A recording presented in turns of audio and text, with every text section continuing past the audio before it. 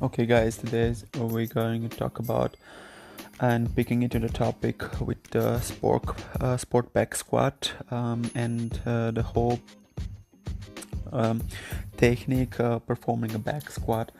The main question I usually get asked in regards to the sport back squat is when do I actually incorporate this in the training program? With the sport back squat, is what do you want to decide on sooner rather than later, is where to place in your program for the best sport performance, of course, results. There are two scenarios that I will paint here, as well as many rational reasons for why you should switch from a normal back squat to the sport back squat.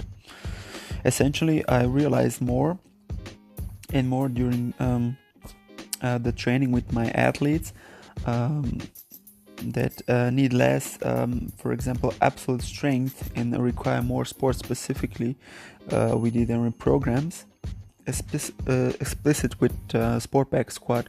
With that in mind, we must realize that many of these are advanced athletes. Of course, not to forget to mention, this could be anyone, of course, from an elite high school athlete to the world-class runner, where you can also implement your own routine depending on who it is and how strong actually the particular your individual athlete is.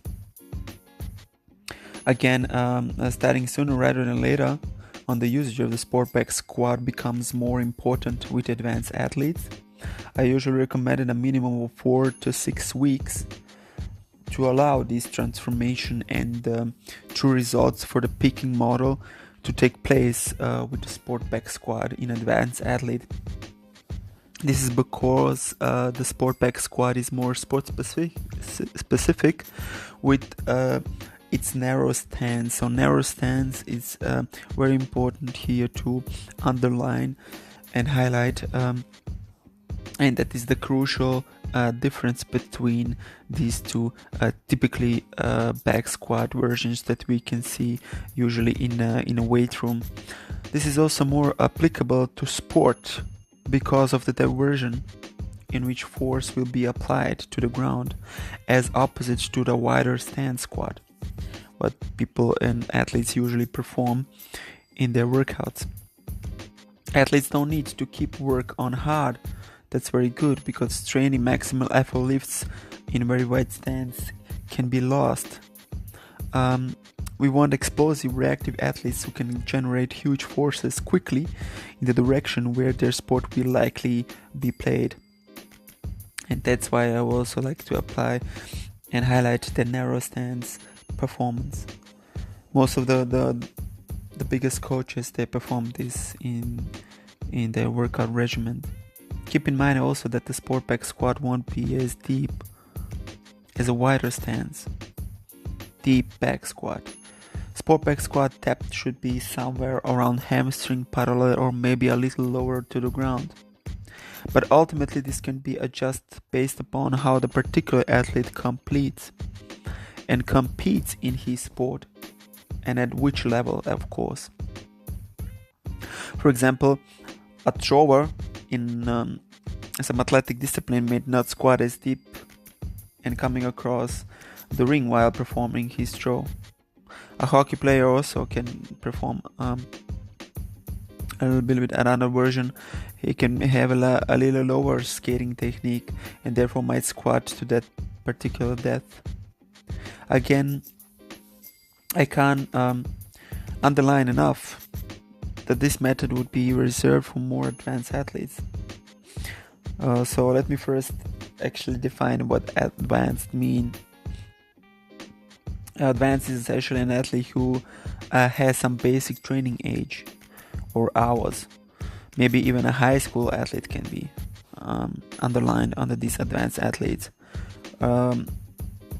It's actually a 16 to 20 weeks of performing or training that someone actually use this normal back squat technique. To get the most out of the sport back squat,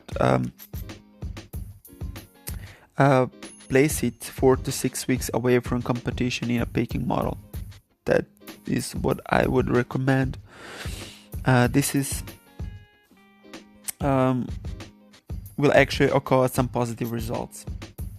The second scenario is that you have a young athlete who isn't very strong, or even a little older one, in your program, and you are not sure when to place the back squat to get the best results. There are actually two scenarios with a particular athlete. The first scenario is the athlete will keep getting stronger with your normal wider squat stance. 3 weeks prior, you could actually to his peaking point, you can actually switch him and transfer him to the sport back squat, and using the sport back squat technique until the competition occurs. The other scenario could be used with a young athlete who is actually a little bit stronger, and you can switch him 6 to 8 weeks out and still use heavier loads with a sport back squat.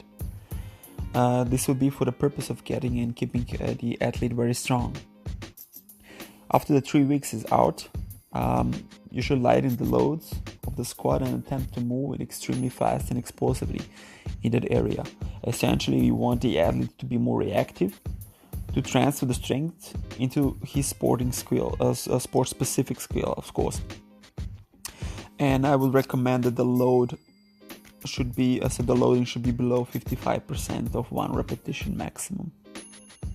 Another possibility, speaking with the sport back squat, is one of you may use with more advanced athletes, so elite high school athletes or even the pros. You would actually pick in the sport back squat and switch them over to a lower load sport back squat at 6 to 3 weeks out from the most important peaking days. Jump teaching the athletes to apply even more force to the ground. A partial should be so implementing in your training program. One key technique that I coach you must realize is that transfer this force. You must use the ankle complex very effectively. So it's important that your athlete is very flexible in his ankles. For this are referred to make, of course, some maybe extra training hours just about the ankle complex and flexibility. Another key technique would be to perform the movement utilizing the agonist and antagonist muscles most effectively. The athlete would pull himself into position using the antagonist musculature, of course. So you need to balance these two during the workout. Upon contact with the ground, the athlete then redirects the direction upward. So he's moving upward, attempting to jump as high as possible, or even to move out of the squat. This method is what I refer to as the antagonistical facilitated specialized method. Each repetition should be, of course, treated on its own. So you should not require some high range of movements and some high range of reps. It's better to put the volume first in this specific area, but with the less repetition, because also the high load or some heavy load partial so sequences that you need to underline in this specific area. So just be careful with it, and of course always get the feedback from your athlete as much as you can. See how the progress are developed, maintain and try to notice everything, every specific error that you can adjust, and I will be very glad to hear from you soon that the things that actually improve or did not improve in your own training workout. So I hope that you enjoy with this small feedback from me, and you will hear from me again. Bye bye.